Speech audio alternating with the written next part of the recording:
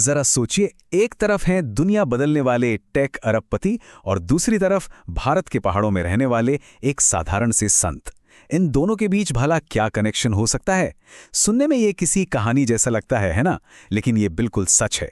और ये बात तो और भी हैरान करती है कि टेक्नोलॉजी के दुनिया के दो सबसे बड़े नाम, एप्पल के स्टीव जॉब्स और फेसबुक के मार्क ज़करबर्ग, दोनों ही अपनी जिंदगी के अहम मोड़ पर मार्गदर्शन के लिए इन्हीं संत के पास पहुंचे थे। मतलब दुनिया के सबसे इनोवेटिव दिमाग एक ऐसे गुरु से प्रेरणा ले रहे थे जो सादगी और सेवा का पाठ पढ़ाते थे। तो सवाल यही उठता है कि आखिर कौन थे ये नीम करौली बाबा? ऐसा क्या था उनमें कि पश्चिम के सबसे सफल लोग भी उनकी तरफ खिंचे चले आते थे? चलिए आज इसी रहस्य को सुलझाने की कोशिश करते हैं। आज की इस पड़ताल में हम सबसे पहले टेक की दुनिया से उनके इस अनोखे कनेक्शन को समझेंगे।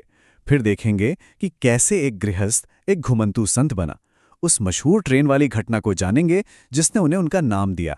फिर बात होगी कैंची धाम के चमत्कारों की, उनकी आध्यात्मिक पहचान की, और आखिर में हम देखेंगे कि उनकी सरल शिक्षाओं की विरासत आज भी कितनी जिंदा है। तो कहानी की शुरुआत होती है इसी दिलचस्प जुड़ाव से। कैसे टेक्नोलॉजी और आध्यात्मिकता जैसी दो अलग अलग दुनियाएं एक संत के व्यक्तित्व में आकर मिल गई। पर इस कहानी को समझने के लिए हमें समय में थोड़ा पीछे जाना होगा। उनके शुरुआती दिनों में उस इंसान को जानना होगा जो वो संत बनने से पहले थे, जब दुनिया उन्हें लक्ष्मण नारायण शर्मा के नाम से जानती थी। तो देखिए, उनका जन्म हुआ था करीब 1900 में और सिर्फ 11 साल की उम्र में उनकी शादी कर दी गई। लेकिन सिर्फ 17 साल की उम्र तक उन्हें आध्यात्मिक ज्ञान मिल चुका था। हाँ, वो कुछ समय के लिए घर परिवार में लौटे, पिता भी बने, पर आखिरकार 1958 में उन्होंने सब कुछ छोड़ दिया और हमेशा के लिए सन्यासी बन गए।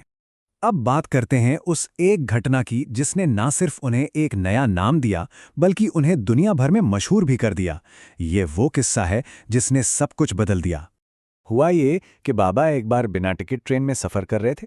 टीसी ने उन्हें नीम करौली नाम के एक छोटे से स्टेशन पर उतार दिया। लेकिन जैसे ही बाबा ट्रेन से उतरे, ट्रेन ने आगे बढ़ने से इनकार कर दिया। हर कोशिश बेकार हो गई। तब किसी यात्री ने कहा कि उस साधु को वापस बुलाओ, और यकीन मानिए, जैसे ही बाबा वापस ट्रेन में चढ़े, इंजन स्टार्ट हो गया। बस उसी दिन से लक्ष्मण नारायण शर्मा नीम करौली बाबा बन गए। ट्रेन वाली घटना तो बस एक शुरुआत थी। उनकी आध्यात्मिक विरासत का असली केंद्र तो उनका आश्रम है, कैंची धाम। और यहां से जुड़े हैं कई हैरान कर देने वाले किस्से जिन्हें लोग चमत्कार कहते हैं। तो साल था 1964, जब बाबा ने उत्तराखंड की खूबसूरत वादियों में कैंची धाम की नींव रखी। आज ये जगह दुनिया भर के लोगों के लिए एक बहुत बड़ा तीर्थ स्थल है, जहां लोग शांति की तलाश में आते हैं। और जब बात कैंची धाम की होती है तो चमत्कारों का जिक्र तो आएगा ही। कहते हैं कि वहां बड़े बड़े भंडारों में खाना कभी कम नहीं पड़ता था। वो बिना बताए लोगों के मन की बात जान लेते थे। यहां तक कि लाइलाज बीमारियां ठीक करने और एक महिला को दोबारा जीवित करने तक के किस्से मशहूर हैं। ये किस्सा तो वाकई असाधारण है। एक भक्त की पत्नी लगभग मर चुकी थी।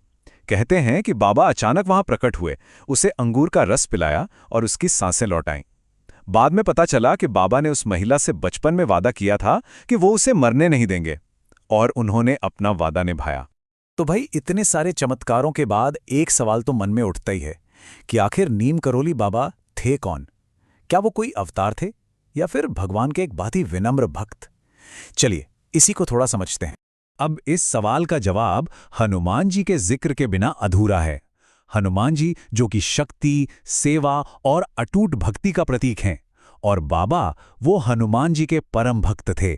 उनका पूरा जीवन ही हनुमान जी को समर्पित था।